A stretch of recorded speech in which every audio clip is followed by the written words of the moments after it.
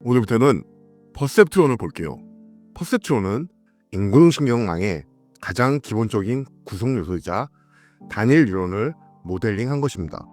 퍼셉트론, 뭔가 진짜 인공지능스러운 느낌이 나죠. 좀 있어 보인다고 할까요? 퍼셉트가 인지고 트론이 입자 같은 걸 의미하죠. 인지하는 입자. 아, 멋있어요. 이런 멋진 이름을 지은 사람이 프랭크 로센브라시입니다. 이분은 심리학자이셨는데 저는 심리학자가 수학도 깊이 공부한다는 사실을 몰랐습니다. 현대 심리학에서 수학과 통계가 중요하다고 하더라고요. 아무튼 이분이 인간의 신경망에서 영감을 얻어 퍼셉트론을 만들었습니다. 특히 뉴런이 신호를 받아 처리하고 다시 보내는 과정을 흉내내 본 거죠.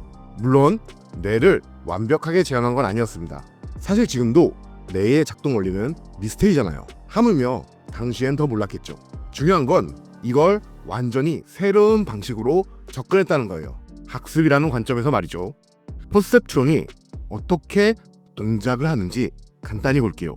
목표는 선을 그어서 이 플러스 기호와 마이너스 기호를 나누는 거예요. 우리 인간은 바로 그럴 수 있지만 컴퓨터는 그럴 수 없겠죠. 그래서 이렇게 암선이나 그어요. 그리고 선보다 위에 있으면 플러스, 아래면 마이너스를 예측하는 거죠. 그런데 이 그림 라인은 제대로 나누지 못했네요. 그러면 돌려요. 조금씩 돌립니다. 어느 순간 플러스와 마이너스를 완벽하게 나누는 선이 만들어지고 더 이상 조정할 필요가 없어집니다. 즉 예측이 실제와 완전히 일치해서 오차가 0이 되는 순간에 학습이 멈추는 거죠. 단 이런 경우는 선으로 데이터를 나눌 수 있을 때만 가능합니다. 별거 없죠. 그래서 저는 퍼셉트론을 처음 공부할 때 솔직히 인간 내에서 영감을 얻었을까 하는 의심을 많이 했습니다.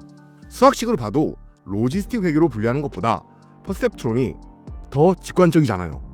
로지스틱 회계는 자연상수 2가 들어간 곡선까지 생각해야 되는데 퍼셉트론은 그냥 직선만 있으면 되잖아요. 그러니까 리그레션 문제처럼 수학적 사고로도 충분히 해결할 수 있었지 않을까라고 생각한 거죠. 자, 의심이 생기면 해소를 해야겠죠. 그럼 우리 인간의 뇌를 모방하지 않았던 방법을 먼저 볼게요. 뭐였죠? 최적화 방법이었죠. 선형회귀와 로지스틱 회귀입니다. X와 Y는 주어진 데이터고요. 이때 우리의 관심사는 A와 B를 구하는 거였죠. 어떻게 구했었어요? 수학적 최적화 문제로 접근해서 선형회귀면 목조함수 NS1을 최소화, 로지스틱 회귀는 크로스 엔트로피를 최소화해서 구했었습니다. 최소화하기 위해서는 미분하는 다이렉트 솔루션 방법이 있었지만 컴퓨팅 비용이 높아서 그레디언트 디센트를 사용한다고 했죠. 자, 인간의 뇌를 모방하는 컨셉이 지금 있었나요? 우리 선형식을 만드는 것도 수학적으로 생각했고 오차를 최소화하는 방법도 미분이나 그레디언트 디센트라는 수학적 도구를 활용한 거죠. 그럼 퍼셉트론은 어떨까요? 먼저 생물학적 뉴런은 이 덴드라이트가 다른 뉴런의 신호를 받아들인다고 합니다. 퍼셉트론에서는 입력값을 받아들이는 이 부분이 덴드라이트 역할을 해요. 피처들이 들어갑니다. 퍼셉트론에서는 각 피처들은 웨이트와 결합하죠. 이 결합이 결국 내적입니다. 뉴런의 세포체는 수신한 신호들을 처리해서 출력을 결정하고요. 퍼셉트론에서는 가중합이 활성화 함수를 거쳐 출력값이 만들어지는 겁니다. 이 출력값이 예측값이고요. 이러한 컨셉이 뉴런을 모방했다는 겁니다. 실제로 뉴런에서도 정기적 신호 강도를 통해 어떤 정보가 더 중요한 정보인지 판단한다고 하죠. 자, 퍼셉트론의 예측값이 나왔죠. 아까 설명드렸듯이 퍼셉트론은 이 예측값과 실제값이 다르면, 즉 오류가 있으면 오류를 수정합니다. 어떻게 해요? 선을 조금씩 돌린다고 했죠. 좀 더 정확하게 말하면 가중치를 조정하여 결정 경계를 병행 이동하거나 기울기를 바꾸는 겁니다. 네, 맞아요. 돌리기도 하지만 이동도 한다는 거죠. 인간의 뇌처럼 오차를 통해 학습한다는 개념을 적용했다는 겁니다. 회귀와 다른 부분이 명확하죠. 회귀는 예측값과 실제값의 차이를 손실함수에 넣어서 수학적으로 최적화 기법을 활용하는데 우리 퍼셉트론은 오류가 있으면 고친다는 컨셉이에요. 이 컨셉이 우리의 뇌를 흉내냈다고 하는 거죠. 우리의 뇌는 학습을 하면서 시냅스에서 어떤 연결은 강해지고 약해지고가 결정되는데 이 세부 원리는 밝혀지지 않았어요. 다만 우리는 알고 있죠. 뜨거운 거 만진 다음에 한번 데이면 안 만지잖아요. 다음부터는 안 만져야 된다는 신호가 시냅스에서 강력해지는 거라고 볼 수 있는 거죠.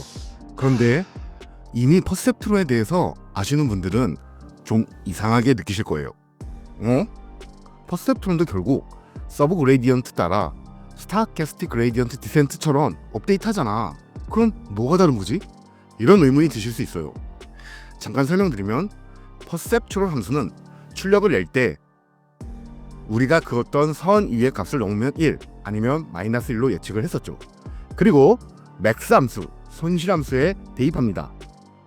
예측값과 실제값이 같으면 맥스 함수 두 번째 임자가 음수가 되니까 결과는 0이 되죠.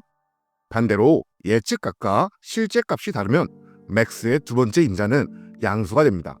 즉 0보다 큰 두 번째 임자가 결과로 나오는 거죠. 결국 이런 모양을 만드는데 이건 미분 불가능하지만 컨벡스한 형태긴 하죠. 그래서 최적화 기법으로 서브 그레이디언트 디센트를 적용할 수 있습니다. 하지만 로센브랏이 퍼셉트론을 제안했을 때는 미분 불가능한 손실함수에 대해 서브 그레이디언트 기법이 없었을 때입니다. 로센브렛은 이런 최적화 기법이 없었을 때 우리 뇌가 오류를 수정해 나가는 학습의 원리에 착안을 해서 선을 긋고 오류가 있으면 오류가 없는 방향으로 고친다. 즉 경계를 이동한다는 방법을 제안했던 겁니다. 마지막으로 로센브랏은 우리의 뇌가 뉴런의 연결로 된 것처럼 여러 퍼셉트론을 계층적으로 연결해서 더 복잡한 인지 기능을 수행하는 인공신경망을 만들 수 있다는 비전을 제시했습니다. 감동 아닌가요? 아주 많은 직선으로 곡선을 표현하듯이 선형 처리를 하는 퍼셉트론 여러 개와 비선형 활성화 함수로 복잡한 패턴을 학습하고 모델링할 수 있다는 직관을 가졌을 겁니다. 하지만 바로 성공하지는 못했죠. 백 프로파게이션이 없었거든요. 즉 예측으로 나오는 값이 얼마나 잘 예측했는지 평가하는 알고리즘이 없었던 겁니다. 손실함수를 여러 층을 거쳐서 전달할 방법을 몰랐다는 얘기예요. 결국 이런 한계로 퍼셉트론은 잠시 사장되지만 1986년 룸메라트 등이 백 프로파게이션 알고리즘을 발표하면서 다층 퍼셉트론과 인공신경망 인구가 부활하게 되고 이것이 오늘날 딥러닝의 시작점이 됩니다.